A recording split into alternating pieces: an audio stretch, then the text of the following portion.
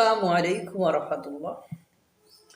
ভাই রফিকুল ইসলাম মাদানী, তুমি তো মাওলানা সাহেব, তুমি শুধু হিন্দুত্ববাদীদের দেখো, তুমি কেন একটু রাহুলপিন্ডির বা পাকিস্তানের বিষয়টা দেখো না? ওটা নিয়ে কেন বক্তব্য দাও না? তোমার বক্তব্য, তুমি এসে শুধু হুঙ্কার দাও। সত্যি কথা বলতে এদেশের আলেমদের নিয়ে কেউ প্রতিবাদ করে না, করার সৎসাহসও দেখায় না। আলেমদের নিয়ে আমরাও কথা বলতে চাই না, বলাও সমীচীন নয়, অনেকে এটা মনে করে। এখন ঘটনা হলো, আজকের রফিকুল ইসলাম মাদানির বিষয়টা নিয়েও আমি কথা বলতাম না, তারপরও বলছি, কারণ ওনার বক্তব্যের পাশে এই জুলাই গণঅভ্যুত্থানের প্রধান সমন্বয়ক হাসনাত আবদুল্লাহ বসেছিলেন, তাকে সামনে রেখেই এই বক্তব্য দিয়েছেন। এজন্য একজন রাষ্ট্র পরিচালনার ক্ষেত্রে বা একটা রাষ্ট্রের জনগণের বক্তব্য এরকম হলে এটা আমার কাছে উস্কানিমূলক মনে হয়। অন্যদের কাছে কি মনে হয় আমি জানি না, কারণ রাষ্ট্র পরিচালনা করতে হলে তাকে চৌকস হতে হয়, তাকে বিচার বিবেচনা করে কথা বলতে হয়। কিন্তু হাসনাত আবদুল্লাহকে পাশে বসিয়ে রফিকুল ইসলাম মাদানী এই ধরনের বক্তব্যটা আমার কোনোভাবে পছন্দ হয়নি। উনি আজকে বলছে, বা গতকালকের উনি যে বক্তৃতা দিয়েছিলেন ওই বক্তৃতায় বলছেন আজকের একটা বড় খুশির সংবাদ আছে, ভারতের জন্য বড় দুঃসংবাদ বটে।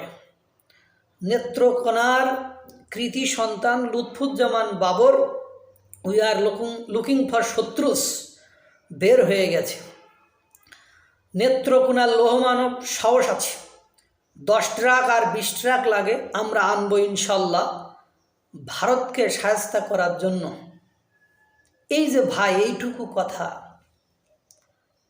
লুৎফুজ্জামান বাবর সাহেব নিয়ে আমি মন্তব্য করতে চাই না, তারপরেও দুটো কথা বলি।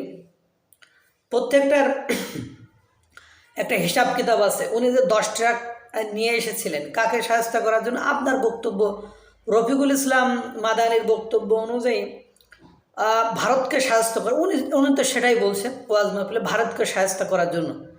কিন্তু 10 ট্রাক নিয়ে এসে আপনারা কি ভারতকে সাহায্য করতে পেরেছিলেন? বলেন, আমার এই প্রশ্ন বলেন।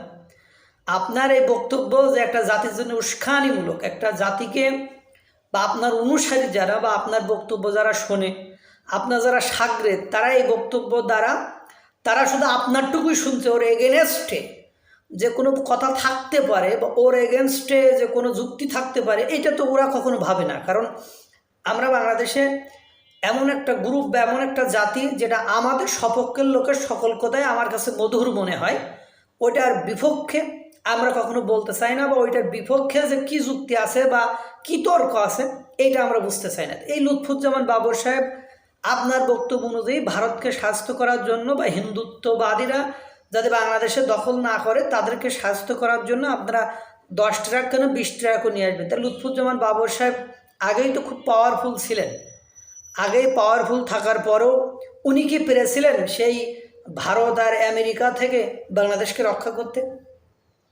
পারেননি তো। আমাদের ফরেন পলিসি আপনি পড়েন কিনা আমি জানি না, হুজুর মানুষ তো হয়তো এসব দেখার সময় পান না, যে friend to one malice to none, সবার সাথে বন্ধুত্ব, কারোর সাথে শত্রুতা নয়। তো এই যে বিষয়টি আপনি এভাবে বললেন, এটা কতটা যুক্তিসঙ্গত, এটা আমার কাছে খুব অপ্রীতিকর লেগেছে। এবং আপনি মিডিয়ার সামনে এভাবে, দর্শকের সামনে এভাবে 10 ট্রাক আর 20 ট্রাক লাগে, আমরা আনবো ইনশাল্লাহ, এই কথাটা আমার কাছে কোনোভাবেই ভালো লাগেনি। ভারতকে সাহায্য করার জন্য হিন্দুত্ববাদীরা বাংলাদেশ দখল করবে। ও প্রিয় ভাইরা, হিন্দুত্ববাদীরা যদি বাংলাদেশের দিকে নজর দেয় তাহলে দাঁত ভাঙা জবাব দেওয়ার জন্য প্রস্তুত আছো তো? এই যে কথা, দাঁত ভাঙা জবাব দেওয়ার জন্য প্রস্তুত আছো তো, এই যে কথাটা বলেছ, কেন তোমার সাথে কি তারা যুদ্ধ লাগাচ্ছে না লাগাতে চাইছে? বা তোমার কাছে ওয়াজ মাহফিলে যে মানুষ এই কথা শুনতে চাইছে, যখন সেই সিচুয়েশন হয় তখন করিও, আমরাও যাব, সমস্যা নেই। যদি আমাদের দেশের দিকে কেউ খারাপভাবে নজর দেয়, সে পাকিস্তান হোক, সে ভারত হোক, সে আমেরিকা হোক, চীন হোক, আমরাও যাব। কিন্তু ঘটনা হলো তুমি যেভাবে যে জায়গায় উপস্থাপন করো, এইটা কি এইভাবে ঠিক? একটু ভাই নিজেকে ওই জায়গায় দাঁড় করেও। তারপর বলছে বিভিন্ন স্থানে আবারও ভারতের গাদ্দার ঢুকে যাচ্ছে। কেউ যদি আবারও ভারতের কিংবা আমেরিকার গোলামি করে তাহলে এই গোলামদেরকে আমরা লাথি দিয়ে নামাইতে পারি। এখন ঘটনা হয়েছে ভাই, এই যে গণ অভ্যুত্থান হলো, এই গণ অভ্যুত্থানের পরে যেভাবে ওয়াশিংটনের লোকেরা অর্থাৎ আমেরিকার লোকেরা এদেশে আসা যাওয়া করেছে, বিভিন্নভাবে ডক্টর মোহাম্মদ ইউনূসকে হেল্প করেছে, এটা কোন সিস্টেমে পড়ে বলেন? আপনি বলেছেন যে গাদ্দারকে লাথি মেরে নামাইতে পারি, তো কত বছর পরে পেরেছেন? 5ই আগস্টের গণ অভ্যুত্থান করতে আপনার 17 বছর লেগেছে ভাই। ওয়াজের মাঠে বক্তৃতা দেওয়া, দেশ চালানো এক নয়। এরপরে আপনি বলেছেন যে পিন্ডি ছেড়েছে, দিল্লি ছেড়েছে ওয়াশিংটনের গোলামির জন্য না। তো ওয়াশিংটনের গোলামির জন্য কি আপনাদের কেউ বলেছে? বা আপনারা তো আমাদের দেশের মানুষ তো সেজি যায়।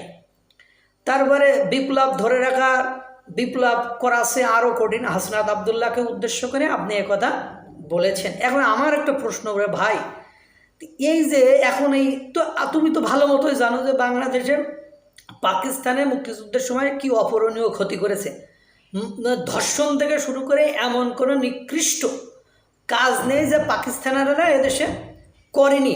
তাহলে কেন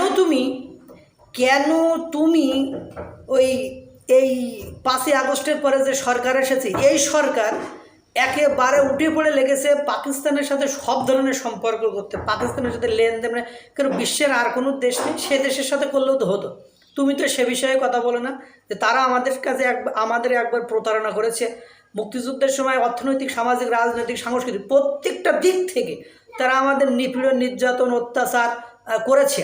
তাহলে কেন তুমি সে কথা একবারও বলো না ভাই? এইসব ওই ধরনের উস্কানিমূলক বক্তব্য দিয়ে বাংলাদেশের মানুষকে বিপদগ্রস্ত করো না, এই অনুরোধটুকু রইল। কারণ কি, তুমি একমুখী বক্তব্য, ওই যে এক পাঠকের এক বইয়ের পাঠক থেকে সাবধান হওয়া আমাদের সকলের উচিত। কারণ এ হলো এই এক স্টাইলের বক্তৃতা দিতে, মানে উনি মনে করে হুঙ্কার দিয়ে বক্তৃতা দিলেই দেশে কিছু। ভাই তুমি কিন্তু এই বক্তৃতা 15, 20, 30 বছর দিচ্ছ, মনে করো 15 বছর দিচ্ছ, 15 বছর তুমি কারোর কিছুই করতে পারো নি। হুঙ্কার দিয়ে দেশ চালানো যায় না ভাই। দেশ চালানোর জন্য মাথা খাটাতে হয়, দেশ চালানোর জন্য পলিসি সিস্টেম করতে হয়।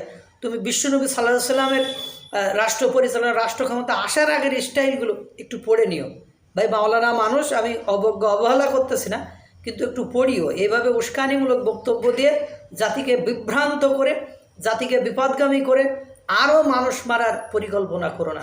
আল্লাহ তাআলা সকলকে ভালো রাখুক, সুস্থ রাখুক। আসসালামু আলাইকুম ওয়া রাহমাতুল্লাহ।